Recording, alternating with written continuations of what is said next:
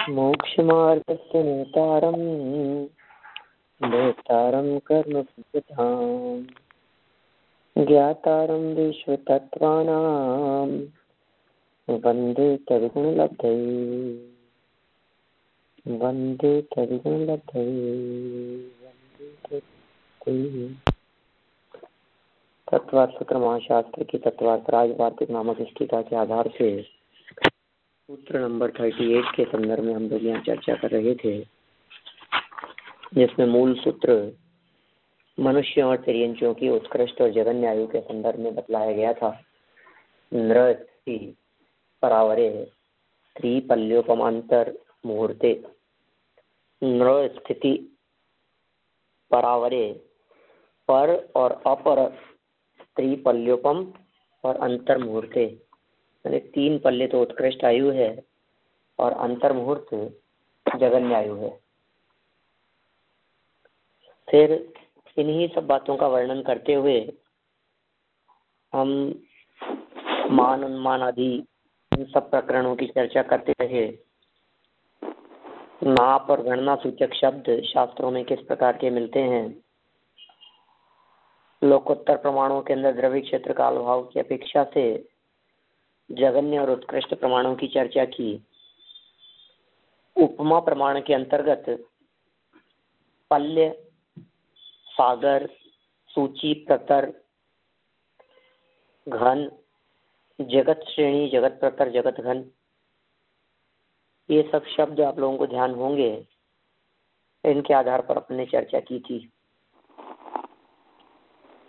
अभी उसी को आगे बढ़ाते हुए फिर कुछ संज्ञा इस प्रकार की दी कि इतनी चीज मिलकर के इतना हो जाता है, इतना मिलकर के इतना हो जाता है।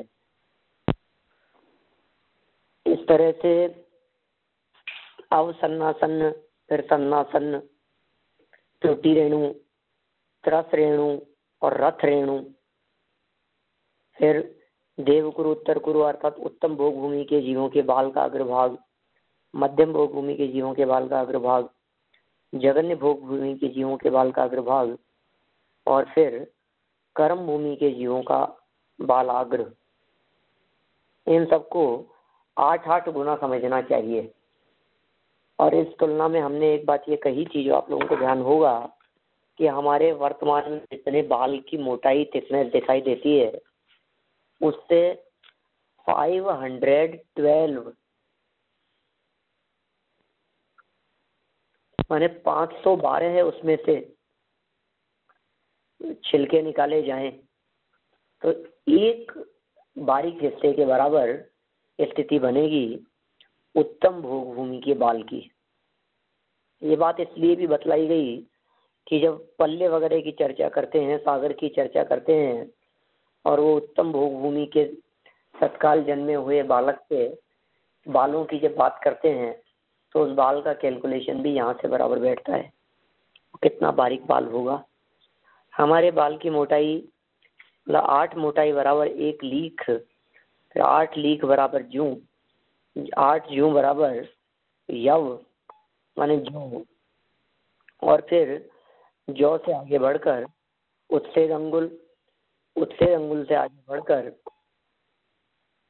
मतलब उत्सेद अंगुल से नाप बतलाई मनुष्य त्रियंश देवों की शरीरों की और इन प्रतिमाओं की। फिर 500 उत्सेद अंगुल का एक प्रमाण अंगुल होता है और यह प्रमाण अंगुल अवसर्पणी के प्रथम चक्रवर्ती का आत्मांगुल होता है। इसको उल्टा भी ले सकते हैं, अवसर्पणी के प्रथम चक्रवर्ती का या उत्सर्पणी के अंतिम चक्रवर्ती का।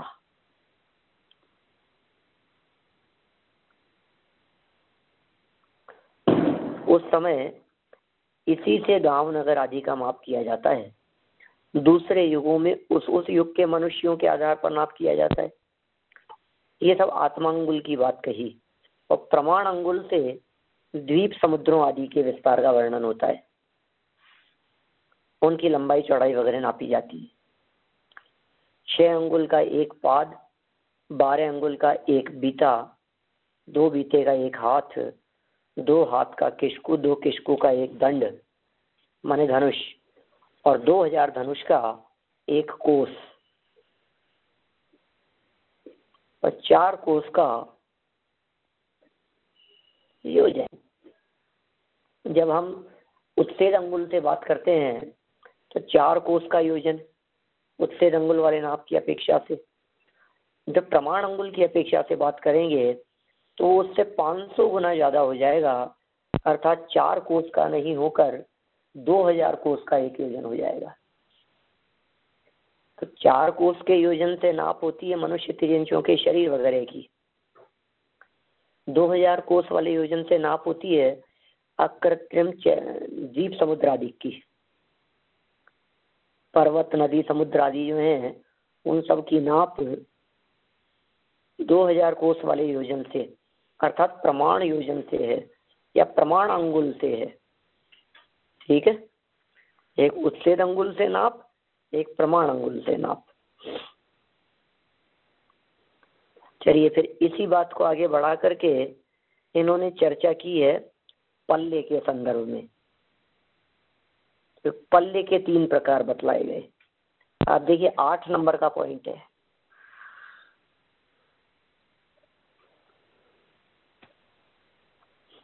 पेज नंबर 398 पर, पॉइंट नंबर 8,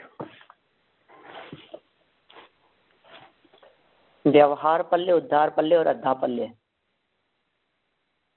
व्यवहार पल्ले आगे के पल्लियों के व्यवहार में कारण होता है, उससे अन्य किसी का परिच्छेद नहीं होता, बस दूसरे पल्लियों के लिए कारण होता है, इतना ही व्यवहार पल्ले का काम है।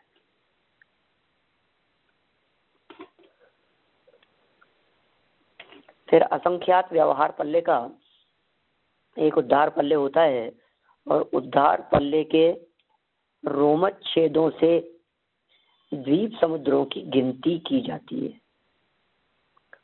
अद्धा पल्ले से स्थिति का परिच्छेद किया जाता है, माने यदि मनुष्य तिर्यंचों की आयु की यदि अपन चर्चा करें तो वो कौन से व्यवहार पल्ले से भी नहीं होगी, उद्धार पल्ले से भी नहीं होगी, अद्धा पल्ले से होगी।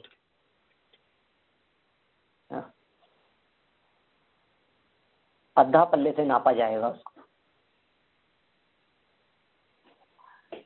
प्रमाण अंगुल से परिमित 1 योजन लंबे चौड़े गहरे 3 गड्ढे किए जाएं। प्रमाण अंगुल की नाप से 3 किए जाएं गड्ढे, और फिर 3 गड्ढे करने के बाद में वे 7 दिन तक की आयु वाले भेड़ों के रोम के अति सूक्ष्म टुकड़ों से भरे जाएं।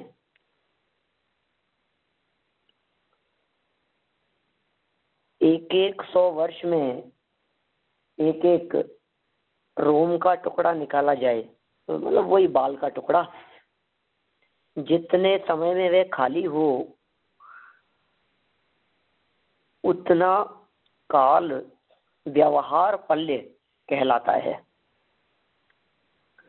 उन्हीं रोमच्छेदों को यदि प्रत्येक को असंख्यात करोड़ वर्ष के समयों से छिन्न कर दिया जाए और प्रत्येक समय में एक एक रोम छेद को निकाला जाए, तो जितने समय में वह खाली होगा वह समय उद्धार पल्ले कहलाता है। 10 कोड़ा कोड़ी उद्धार पल्लियों का एक उद्धार सागर होता है। 2.5 उद्धार सागरों के जितने रोम होते हैं उतने ही द्वीप समुद्र हैं।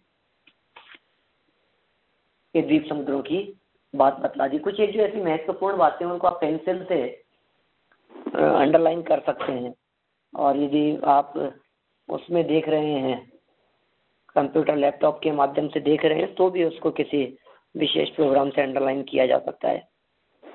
मैंने ये यहाँ ये बात पूछी गई कितना से क्या होता है, तो देखिए इन्होंने कहा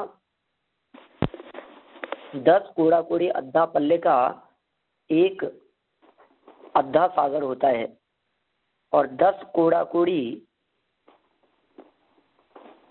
नहीं पहले इससे ऊपर 3-4 लाइन ऊपर ढाई उद्धार सागरों के जितने रोमच्छेद होते हैं उतने ही द्वीप समुद्र हैं। ये महत्वपूर्ण बात। पंडित जी। हाँ पंडित जी, उद्धार पल्य है उसको असंख्यात भी बोला जाता है ना, क्योंकि असंख्यात कह द्वीप, सकते हैं। असंख्यात द्वीप समुद्र है। तो ये कह रहे हैं ढाई उद्धार सागरों में जितने रोमच्छेद होंगे, अर्थात ढाई उद्धार सागरों के अंदर जितने वो बालों की संख्या आएगी उतने द्वीप समुद्र हैं। असंख्यात ही होंगे, असंख्यात द्वीप समुद्र हैं। हाँ जी, हाँ।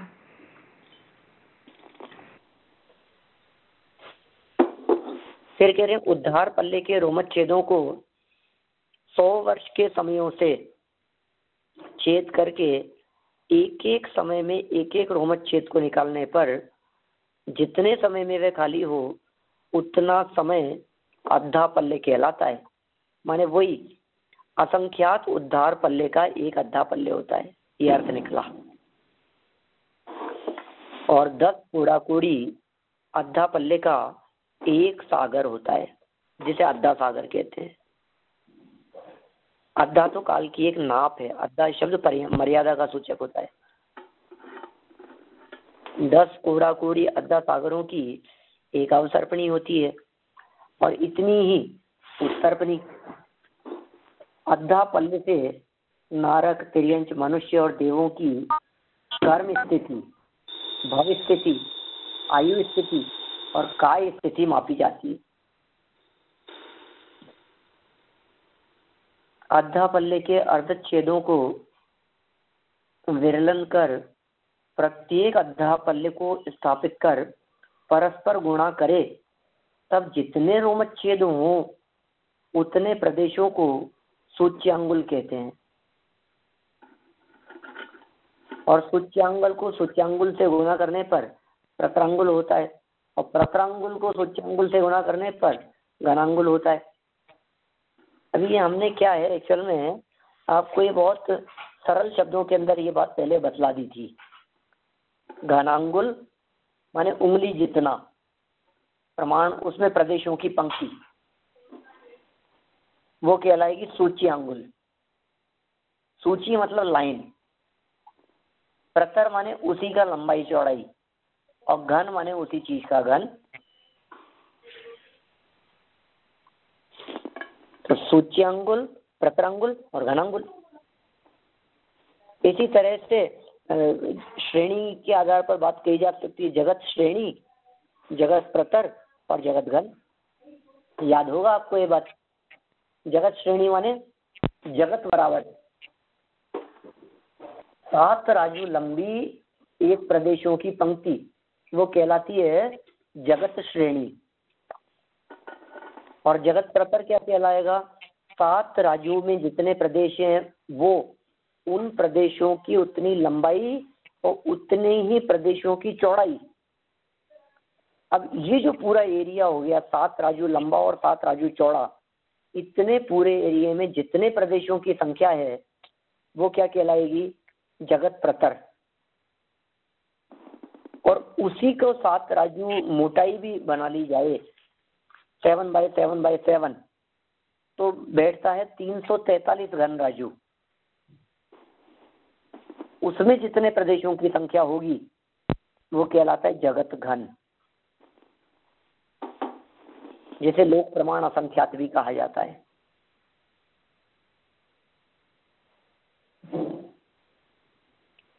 बस जिस तरह से अपन ने ये क्षेत्र और काल संबंधी थोड़ी बहुत बात की है, इसी तरह से काल को भी और विस्तार से नीचे इन्होंने समझाया है। बस एक बार पढ़ लें, इतना सा है। बाकी इसमें से जितना स्मरण रह सके तो ठीक है, और नहीं रहे तो भी कोई ऐसी कोई बात नहीं है। कुछ महत्वपूर्ण बातें हैं जो याद रखने योग्य है। एक तो हमने वो बात कही थी आपको 8 वाली, 8 गुना करते हुए जो बातें आई ना 7 नंबर वाले पॉइंट में, ये थोड़ा सा ध्यान रखने योग्य है। इतना ध्यान रखने योग्य है कि हमारे बाल की मोटाई की अपेक्षा 512वें हिस्से के बराबर बारीक बाल होता है उत्तम बहुभूमि का। एक तो ये बात पॉइंट ध्यान रखने योग्य है।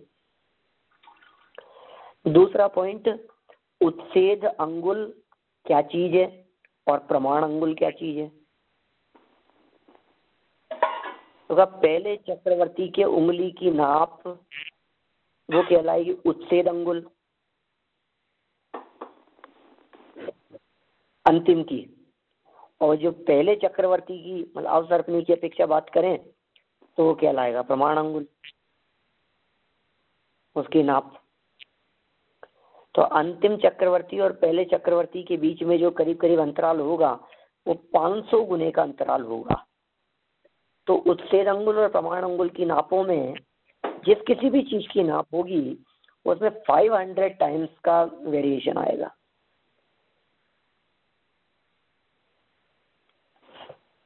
जब भी हम बात करेंगे किसी भी चीज के संदर्भ में, कोस की बात कर लो, चाहे योजन की बात कर लो, चाहे और किसी चीज की बात कर लो, जो जितनी दूरी क्षेत्रात्मक जितनी भी नाप होगी उनमें आत्मांगुल से है माने या उत्सेद अंगुल से है या प्रमाण अंगुल से है। तो उत्सेद अंगुल और प्रमाण अंगुल इन दोनों की अपेक्षा से देखने पर 500 गुने का अंतर होगा। ये बात आपको याद रखने योग्य है। एक और बात जो याद रखने की है वो नीचे चल कर के कही गई, 2.5 उद्धार सागरों के जितने रोमच्छेद होते हैं, 2.5 उद्धार सागरों के उतने द्वीप समुद्रों की संख्या है। ये टोटल द्वीप समुद्रों की संख्या के संदर्भ में बात हो गई। व्यवहार पल्ले, उद्धार पल्ले और अद्धा पल्ले, इन तीनों के बारे में इतना याद रखिए कि व्यवहार पल्ले कुछ भी नापने के लिए नहीं है, उद्धार पल्ले सिर्फ द्वीप समुद्रों को नापने के लिए, संख्या के लिए, और अद्धा पल्ले मनुष्य त्रियंच आदि की आयु वगैरह नापने के लिए। ठीक है, व्यवहार पल्ले सिर्फ पल्लों में व्यवहार का कारण, आगे के पल्ले को नाप करने के लिए व्यवहार पल्ले बनाया। अद्धा पल्ले किस लिए? द्वीप समुद्रों की संख्या गिनने के लिए उद्धार पल्ले, और अद्धा पल्ले देवनारकियों की आयु के लिए, मनुष्य त्रियंचों की भोग भूमि वालों की आयु को जानने के लिए। बस, और तो कोई खास बात इस पूरे प्रकरण में आपके स्मरण रखने योग्य है नहीं।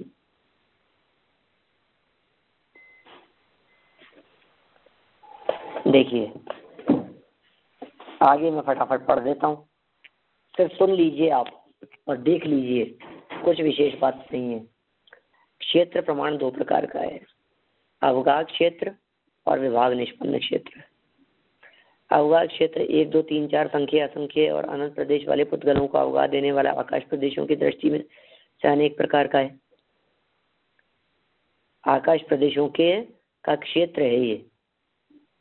और विभाग निष्पन्न क्षेत्र भी अनेक प्रकार का है। असंख्यात आकाश श्रेणी क्षेत्र प्रमाणांगुल का एक असंख्यात भाग, असंख्यात क्षेत्र प्रमाणांगुल के असंख्यात भाग, एक क्षेत्र प्रमाणांगुल, पाद बीता आदि पहले की तरह जानना चाहिए। इस तरह से क्षेत्र प्रमाण की बात कही। भाई काल प्रमाण में जो बात कही है ये वहीं से शुरू की है, कितने कितने का क्या क्या होता है। समय सबसे छोटी नाप है और बढ़ते बढ़ते बढ़ते बढ़ते अनंत काल तक की चर्चा कर दी, सर्वज्ञ भगवान के ज्ञान प्रमाण है। शास्त्रों में मिलती है सब चर्चाएं, एक बार अपनी निगाह से निकाल लेते हैं अपन पढ़ करके, फिर आगामी सूत्र की चर्चा करेंगे। जगन्य गति से एक परमाणु सटे हुए द्वितीय परमाणु तक जितने काल में जाता है उसे समय कहते हैं। ये समय की व्याख्या है।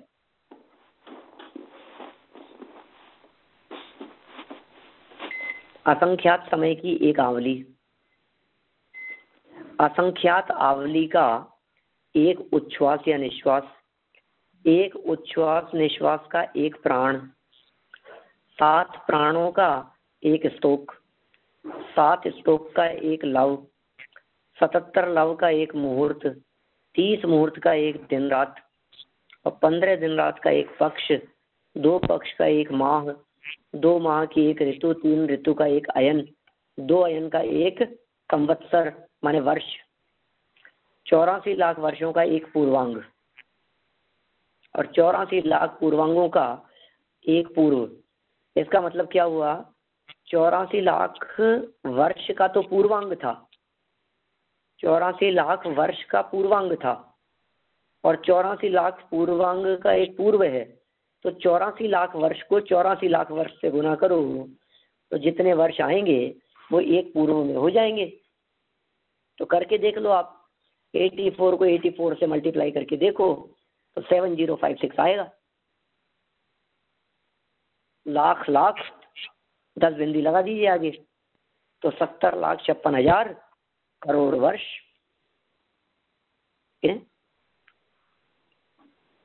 ठीक है, 70,56,000 करोड़ वर्ष। इसी तरह पूर्वांग पूर्व, नयुतांग नयुत, कुमुदांग कुमुद, पद्मांग पद्म, नलिनांग नलिन, कमलांग कमल, तुटयांग तुटय, अट्टांग अटट, अम्मांग अमम, हुहुअंग हुहु, लतांग लता, महालतांग महालता आदि काल विषयों की गिनती से गिना जाने वाला संख्येय काल कहलाता है। इसके आगे का काल पल्योपम, सागरोपम आदि असंख्येय है। उसके अनंत काल हैं जो कि अतीत और अंतगत रूप है। वह सर्वज्ञ के प्रत्यक्ष गम्य है। 5 प्रकार का ज्ञान भाव प्रमाण है। और इस तरह से अपन एक काल प्रमाण के संदर्भ में बात की है। थोड़ी बहुत तो समझ में आई होगी आपके। अब देखिए, ये जो बीच में जो बातें की है ना, टुट्टांग, अट्टांग, अम्मांग, हुअंग, इन सब में अपने से कोई मतलब नहीं है। इन सारे विषयों से इन सबको मल्टीप्लाई कर करके ऐसे आगे बढ़ते जाते हैं। जैसे दुनिया में कहलाता है ना, इकाई, दहाई, सैकड़ा, हजार, 10,000, लाख, 10 लाख, करोड़, 10 करोड़, 10 खरब, 10 खरब, ऐसे गिनते थे पहले ऐसे बचपन में। बस इसी तरह की गिनती है, ये सबको आगे बढ़ा दिया गया है।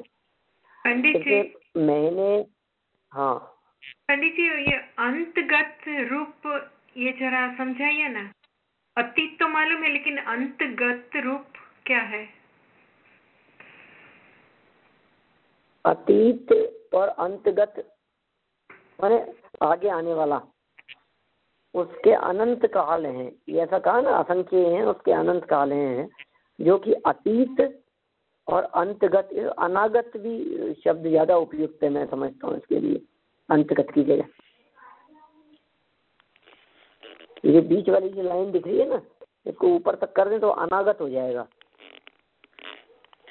तो मैं पूरा होकर भविष्य की बात है। अतीत तो भविष्य हो जाएगा। हाँ नहीं है, लेकिन इतना भूत और इतना भविष्य। अंतगत शब्द थोड़ा नया लगता था, इसलिए पूछा। अंतगत शब्द उसी अर्थ में है वो। अंतगत को एक ऐसा भी कह सकते हैं कि वहां तक ऐसा पहुंचने के लिए, वहां तक के अर्थ में अंतगत शब्द का प्रयोग किया जा सकता है। और अंतगत नहीं मान करके इसको अनागत समझे। अनागत शब्द है इसके मूल में। देखिए, मैंने इसके पीछे पेज बदले हैं और यहाँ मिस प्रिंट है, अंतगत नहीं है, अनागत है ये। अच्छा, हाँ, इसलिए लगा कि ये अंतगत सब शब्द का ऐसा मीनिंग निकलता है कि सर्वज्ञ के प्रत्यक्ष गम्य है, कि अंत का कभी अंत आने वाला है कि कभी अंत होगा, ऐसा कुछ लगता था। नहीं, वो भी अर्थ है, वैसा भी अर्थ किया जा सकता है, क्योंकि सर्वज्ञ भगवान के ज्ञान में तो अनंत का भी अंत दिखता है ना। अच्छा, ओके ओके। सर्वज्ञ भगवान के ज्ञान में वो अनंत भी दिखता है, अनंत का अंत भी दिखता है। ओह, अंत भी दिखता है? हाँ जी, लेकिन किसका? अक्षय अनंत का नहीं। अनंत भी कई प्रकार के होते हैं ना। अच्छा अच्छा, ओके ओके। हाँ, अक्षय अनंत का नहीं। ओके। अक्षय अनंत तो अनंत को अनंत रूप ही देखेंगे, लेकिन सक्षय अनंत भी बहुत सारी राशियां हैं, उनका अंत भी दिखता है।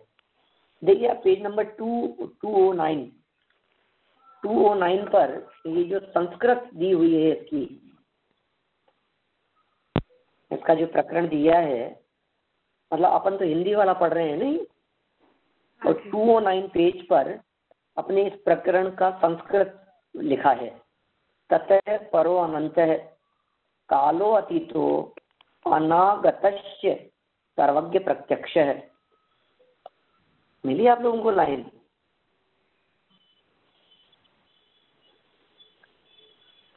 थर्टी 39 नंबर के सूत्र जहां लिखा है उसके ठीक 2 लाइन पहले,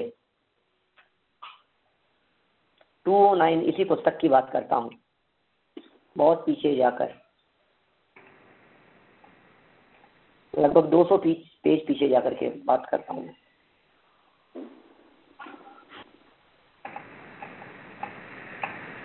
ततः परो अनंतः कालो अतीतो अनागतस्य सर्वज्ञ प्रत्यक्ष है, सर्वज्ञ के ज्ञान का विषय है। बस इतने मात्र के लिए अपन ने देखा है कि ये अंतगत शब्द नहीं है, ये अनागत शब्द है। इस प्रकरण में भी आपकी जो याद रखने योग्य बात है वो है, एक तो समय, सबसे सूक्ष्म समय की व्याख्या, फिर आवली की व्याख्या, असंख्यात समयों की आवली है, ठीक है।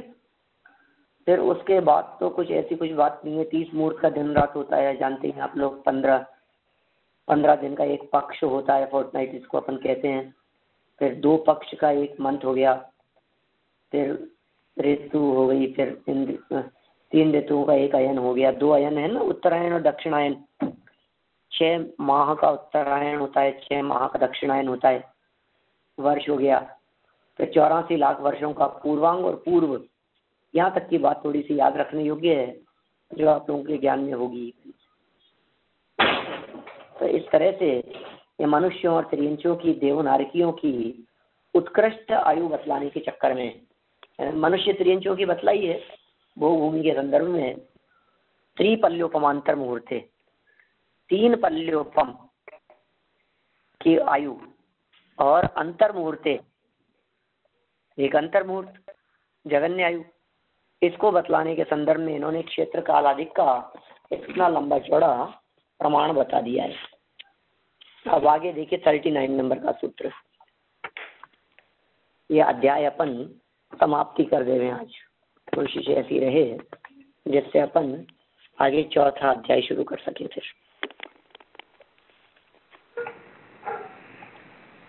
फिर की भी उत्कृष्ट स्थिति 3 पल्य और जगन्य अंतर मुहूर्त है, तिर्य योनि जानाम च।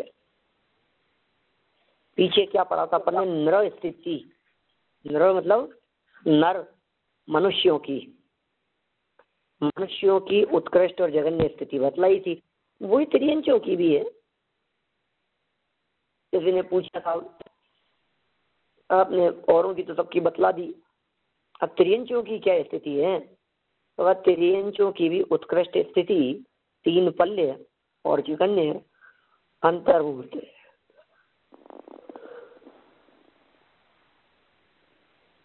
पहला पॉइंट। दूसरा, तिर्यंच गति नाम कर्म के उदय से जिनका जन्म हुआ है वे तिर्यंच कहलाते हैं।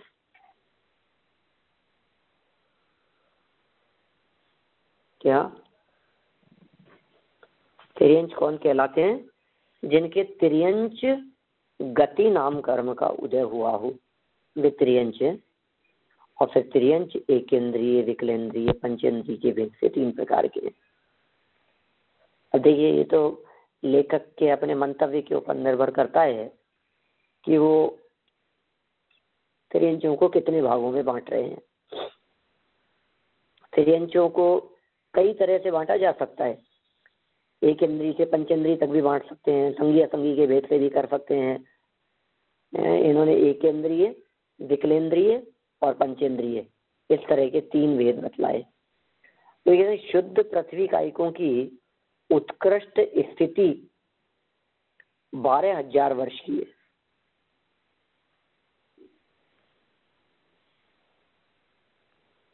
और खर पृथ्वी कायिकों की 22,000 वर्ष है।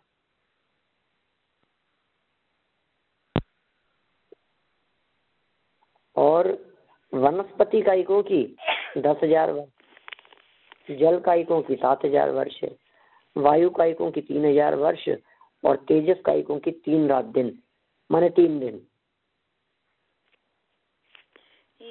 तो इस तरह से ये, हाँ जी, शुद्ध पृथ्वी हो क्या? बस ये समझ लीजिए, ये पर्वत वगैरह, और एक तो पर्वत वगैरह हैं और एक पर्वत से टूट जाने के बाद में है, कुछ में खर पृथ्वी के अंतर्गत ये खान वगैरह और ऐसी बातें भी ली जा सकती है। मतलब पृथ्वियों के 2 भेद कर दिए इन्होंने, एक केंद्रीय पृथ्वी कायिक के, उनने एक की 12,000 कह दी और दूसरे की 22,000 कह दी। आप यदि याद रखने की अपेक्षा से बात सोचते हैं तो 22,000 ही याद रखिए, क्योंकि पृथ्वी कायिक जीवों की उत्कृष्ट आयु 22,000 वर्ष की है।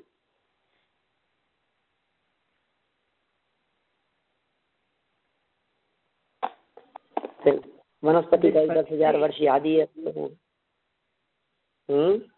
इसमें एक वायु का एक जीव की लिखी है उत्कृष्ट आयु 3,000 वर्ष। वो वायु किधर है, वो इतनी लंबी आयु वाला? ये एक्चुअल में उत्कृष्ट कहा है, अब हमारे को तो दिखाई नहीं देते ना वायु का एक जीव। वायु का एक जीव हमारे को कहाँ दिखाई देते हैं, गमन करते रहते हैं। आगम प्रमाण के आधार पर ही जाना जा सकता है, और तो कुछ इसको अपन जान नहीं सकते हैं। मगर वो वायु यहाँ तो नहीं होगा, दूसरे कोई खंड में होगा शायद। नहीं, क्यों नहीं हो सकता है, कहीं भी हो सकता है। अपने भी हो सकता है, जल कायिक अपने यहाँ हो सकते हैं, तो वायु कायिक भी हो सकते हैं। तेजस कायिक की 3 दिन है अग्नि की। ऐसे देखिए आप, अग्नि के संदर्भ में मैंने कई जगह नोटिस किया, पुराणों में जहाँ कहीं पर भी अग्नि या आग लगने की बात कही जाती है, वहाँ 3 ही दिन की आग की बात आती है। जंगल में भयानक आग लग गई जो 3 दिन तक लगी रही, 3 दिन बाद में आग शांत हुई। ऐसा 3 दिन की चर्चा आती है। यहाँ पंडित जी कैलिफोर्निया में तो कितने कितने दिन तक चालू रहती है, वैसे भी सुना है। हाँ, तो उसमें क्या है, वो जीव बदल जाता है, अग्नि का एक जीव। मैं तो पुराणों के नोटिस करने की बात बतला रहा हूँ। अभी तो अपन यदि कई जगह अपन देखते हैं कई दिन तक धड़कती रहती है। अभी ये जो क्या बोलते हैं, ईरान इराक का जिस समय युद्ध हुआ था, आपको ध्यान होगा, कोई 12-15 साल पुरानी बात होगी मेरे ख्याल से। काफी समय तक सद्दाम हुसैन भी बहुत फेमस हुआ उस समय। उस समय में अपन ने देखा था, वहाँ कुओं में आग लग गई, तो 1-2 महीने तक कुओं में आग लगी रही, तेल के कुओं में, वो आग ही नहीं बुझती थी। कितना तेल उस समय वो नष्ट हुआ, तेल के कुएं थे वहाँ बहुत। तो लेकिन ये अग्नि का एक जीव, और इनकी जो अवगाहना जो कही है, वो अवगाहना भी इतनी बड़ी नहीं है, इनकी अवगाहना भी बहुत छोटी कही गई है। इसलिए बस अपने को तो आगम प्रमाण से ही जानना है, और तो अपनी कोई गति चलती नहीं है, इसलिए कुछ बुद्धि चलती भी नहीं। और कर्णन योग की बातों में सबसे बड़ा प्लस पॉइंट ये तो है कि मंद बुद्धि जीवों के लिए है। तो इतना सूक्ष्म जीव इतने साल जीता है? हाँ, ये तो एक इंद्रिय, क्यों नहीं। हाँ, अभी 2 इंद्रिय 3 इंद्रिय की बता रहे हैं। देखिए आगे, 2 इंद्रिय जीवों की उत्कृष्ट स्थिति 12 वर्ष की है, 12 साल तक जी सकते हैं। कैसे जीते होंगे 2 इंद्रिय? कौन होते हैं 2 इंद्रिय? दीप वगैरह, लट वगैरह भी हो सकते हैं, कुछ ऐसे विशिष्ट प्रकार की। 12 वर्ष तक जीवित रहे। और 3 इंद्रिय, चींटी वगैरह, चींटियां हैं या सर में होने वाली जुएं हैं, कितने दिन की आयु है उनकी?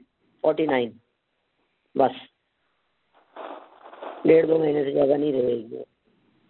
तो सूक्ष्म जीव की और चतुरिंद्रियों की, सूक्ष्म यानी वो एक इंद्रिय की उससे ज्यादा है, और जैसे इंद्रिया बढ़ती है तो कम आयु दिखाई देती है यहाँ पर। नहीं, ऐसा तो नहीं है, ऐसा तो नहीं है। जैसे 3 इंद्रियों की 49 कही तो 4 इंद्रिय जीवों की 6 महीने कही, मतलब 4 इंद्रियों की ज्यादा हो गई। राइट। पर अभी जो इसमें जो हमने किया ना, एक इंद्रिय से बे इंद्रिय और बे इंद्रिय से ते इंद्रिय में इतना फर्क आ गया, बस उस तरह बताती हूँ मैं। वैसे वो पृथ्वी का, ये जल का, ये सब का तो हजारों साल का आयु बताई। बिल्कुल, अग्निकाय को छोड़कर। अग्निकाय 3 ही दिन। तेजस का अग्निकाय के जीवों की उत्कृष्ट है ये मैक्सिमम। मिनिमम की यदि बात की जाएगी तो हम कहेंगे अंतर्भूत, यानी जो बॉडी है, हम तो अभी उनकी बॉडी को ही जीवंत का, ये आयु का तो बॉडी को ही लगता है ना, तो वो शरीर को कुछ खाना पीना वगैरह नहीं लगता है, तो फिर जी सकते हैं उस तरह का शरीर जो पृथ्वी का है। और नहीं, उनसे खाना पीना क्यों नहीं चलता है? वो आहार वर्गणाओं का ग्रहण तो होता ही है प्रति समय, वही आहार है उनका। वो पुद्गलों का हमारी तरह भोजन तो नहीं करते। लेकिन हम भी क्या भोजन ग्रहण करते हैं? राइट, यानी हमारा वो पुद्गलों का ग्रहण ही तो है। हाँ, राइट।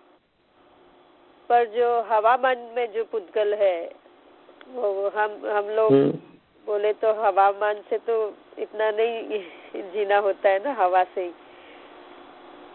हाँ, सही बात है, वातावरण से, एटमॉस्फेयर से जो।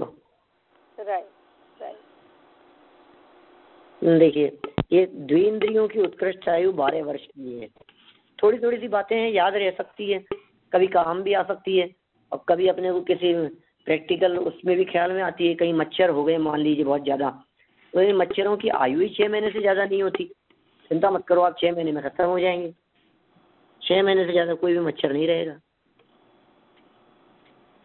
चींटियां हो गई है, 3 इंद्रिय जीव हो गए हैं, जुएं हो गई है, 49 दिन की आयु होती है उनकी, इससे ज्यादा नहीं रहते।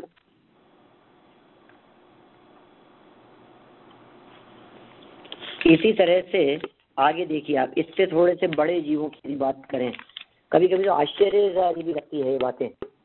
5 नंबर का पॉइंट, 400 पेज नंबर, जलचर पंचेंद्रियों की उत्कृष्ट। पंडित जी, उसी वक्त फिर नई उत्पत्ति भी होती है ना, उस तरह उनका जीवन बढ़ता जाता है। अगर अपने संयोग में आ गए तो 49 डेज का है, लेकिन उसके बीच में नए उत्पन्न होंगे, उनकी 49 मैक्सिमम बोले तो फिर उस तरह बात है, तो आगे आगे चलते रहते हैं। हाँ, बिल्कुल सही बात। लेकिन ये 49 तो मैक्सिमम का ही है ना। हाँ, सही है। तो इसलिए मौसम के हिसाब से भी परिवर्तन देखे जाते हैं। किसी किसी मौसम में मच्छर ज्यादा होते हैं, फिर मौसम बदल जाता है तो वो मच्छर नहीं दिखते हैं आपको। हाँ, सही बात है। वो विंटर और मॉनसून में, एक्चुअली मॉनसून में इतने नहीं होते, विंटर में ज्यादा होते हैं। हम लोग को वो नोटिस इसलिए हो रहा है कि जब भी हम विंटर में वहाँ आते हैं ना, तो मच्छर ज्यादा रहते हैं। तो 6 महीने के अंदर गायब हो जाएंगे सब। कहीं 2 महीने, 2 महीने, 3 महीने, 4 महीने के अंदर अंदर वो सब 6 महीने का मैक्सिमम आयु गई है उनकी। तो स्टार्टिंग वालों की 6 महीने हो गई, बीच वालों की 4 महीने आयु हो गई, किसी की 3 महीने हो गई, किसी की 1 महीने हो गई। और फिर जगन में तो सर्वत्र अंतर्मुक्त कहा ही है ना। राइट। जैसे जलचर पंचेंद्रियों की आयु बतलाते हैं आगे। इनकी उत्कृष्ट स्थिति मछली आदि की 1 पूर्व कोटि, 1 कोटि की पूर्व की आयु, मछली वगैरह। परिसर्प, गोह, नकुल आदि की 9 पूर्वांग, 84 लाख वर्ष का एक पूर्वांग होता है। तो 84 लाख वर्ष को 9 से मल्टीप्लाई करें, इतने वर्ष की आयु होगी इनकी। इसमें कुछ उरग सर्प जाति के कहे हैं अलग, उनकी 42,000 ईयर। पंडित जी, पक्षियों की हाँ पंडित जी, लेकिन ये मछली की आयु इतनी बड़ी कि वो कौन से काल की बात की है? ये तो सब कालों की मिला के बात कर रहे हैं, कॉमन बात कर रहे हैं। लेकिन अभी अभी हम ये तो अभी तो ऐसे ऐसे नहीं होने वाले होंगे ना, ऐसे मछली ऐसी समुद्र में। एक पूर्व कोटि जो है तो कर्म भूमि की बात है ना भाई, कर्म भूमि के समय की बात है। हाँ, लेकिन काल काल की बात, चौथे काल करीब करीब मानना चाहिए अपने को। हाँ वही, अभी पंचम चल रहा है। हाँ, इसी तरह से पक्षियों की 72,000 वर्ष, चतुष्पदों की 3 पल्ले, भोग भूमि वाले मान लीजिए आप, इनकी जगन्य स्थिति अंतर्मुहूर्त है।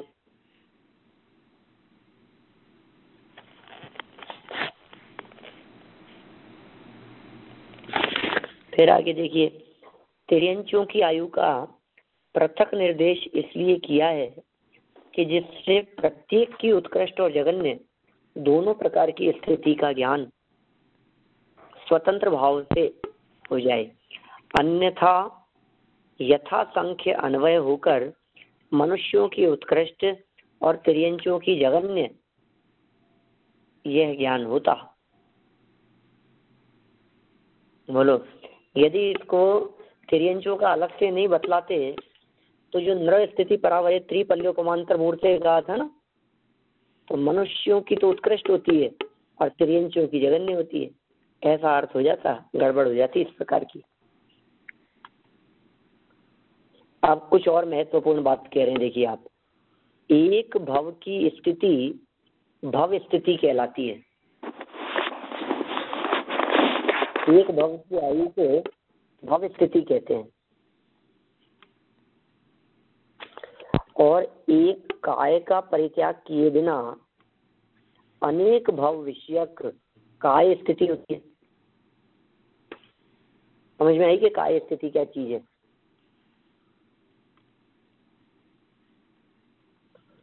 जैसे जितने प्रकार के काय कहें, पृथ्वी काय, जल काय, अग्नि काय, वायु काय, वनस्पति काय, तो एक काय का परित्याग किए बिना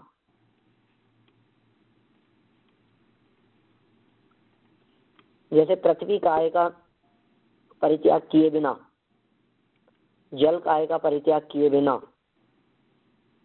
जल काय का परित्याग नहीं हुआ, आयु पूरी हो गई और फिर दोबारा उसी काय रूप से जन्म ले लिया।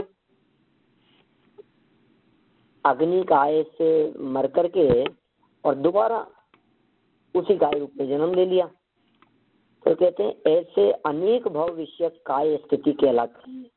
तो भव स्थिति तो एक भव की हो गई, और काय स्थिति उसी काय से रिलेटेड, उसी शरीर से रिलेटेड दोबारा दोबारा दोबारा उसी उसमें जन्म होता जाए, तो ऐसे उत्कृष्ट काल के लिए प्रयोग करेंगे अपन काय स्थिति शब्द का। पृथ्वी, जल, तेज और वायु कायिकों की उत्कृष्ट काय स्थिति असंख्यात लोक है।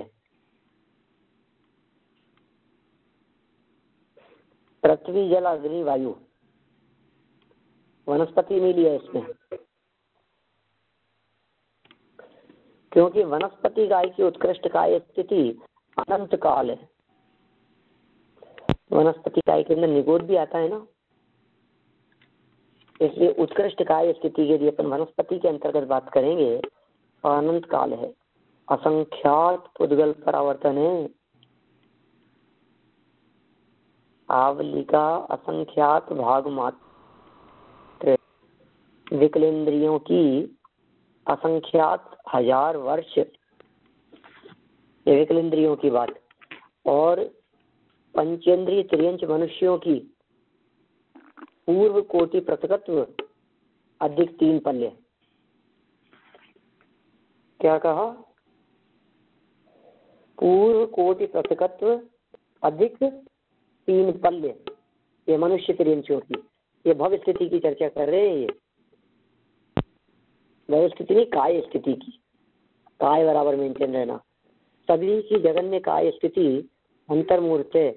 देव और नारकों की भव स्थिति ही काय स्थिति है। ये भी इम्पोर्टेंट बात कह रही।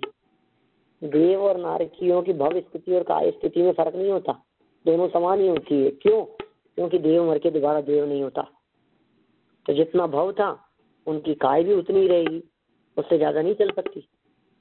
मनुष्यों में क्या हो सकता है कि मनुष्य की भव स्थिति तो एक भव की उम्र, और काय स्थिति कि मनुष्य से मर करके दोबारा मनुष्य हो गया। तो मैक्सिमम कितनी बार हो सकता है?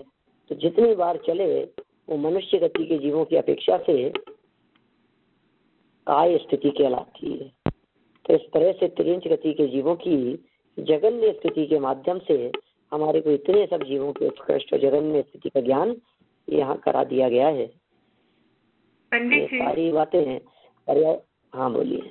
पंडित जी, वो जो एक श्वास में 18 बार जन्म मरण होता है, ये भव विषय का स्थिति बोला जाता है ना? एक श्वास के 18वें भाग जो जन्म है वो भव स्थिति है। लेकिन अब यदि वही भाव कंटिन्यू धारण करता रहे तो टोटल काल कहलाएगा काय स्थिति।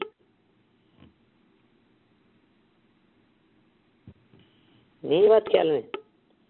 कितने समय तक किसी पर्टिकुलर काय में रहा ये जीव एक इंद्रिय में कितने लंबे समय तक रहा, ये जीव निबोध में कितने लंबे काल तक रह सकता है।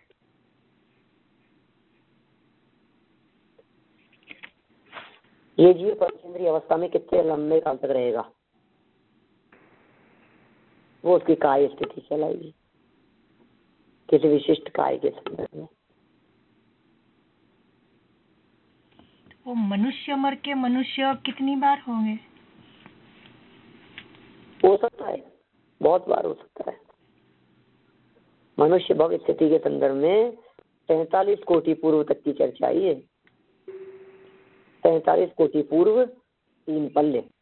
तो वो तो 2000 सागर वर्ष में तो बहुत कम मनुष्य भव मिलता है, तो वो क्या? तो क्या हो गया? 2000 सागर तो बहुत बड़ा होता है, एक सागर ही बहुत बड़ा होता है। 43 पूर्व कोटि 3 पल्ले तो कुछ भी नहीं है एक सागर के अंदर। एक सागर में बूंद बराबर है। तो कितना सा मिला मनुष्य को? तो वो 48 टाइम्स मिलता है, तो ये क्या? हाँ, 48 टाइम मिल सकता है। उत्कृष्ट की अपेक्षा से चर्चा 48 टाइम के बारे में आती है। तो ये तो पूर्व कोटि समझ में नहीं आता। तो 1 कोटि पूर्व का भाव होता है ना मनुष्य का। मनुष्य का कर्म भूमि में उत्कृष्ट आयु कितनी होती है? सिमंदर भगवान की कितनी आयु है? 1 कोटि पूर्व की आयु है। वही कह रहे, कोटि पूर्व लिखा है ना। पूर्व कोटि लिखा है, एक ही बात है। पूर्व कोटि कहें कि कोटि पूर्व कहें, 1 कोटि पूर्व की आयु होती है। और फिर प्रतिकत्व शब्द दे दिया, माने कुछ संख्या निश्चित होगी उतने, और फिर इससे अधिक 3 पल्ले। अंतिम 48वां भाव जो है तो 3 पल्ले वाली स्थिति का होगा। तो इस तरह से काय स्थिति की बात हो जाएगी। इस तरह अपना ये 3य अध्याय यहाँ समाप्त होता है। कल अपन 4थे अध्याय से बात को आगे बढ़ाएंगे। अभी की बात को विराम देते हैं।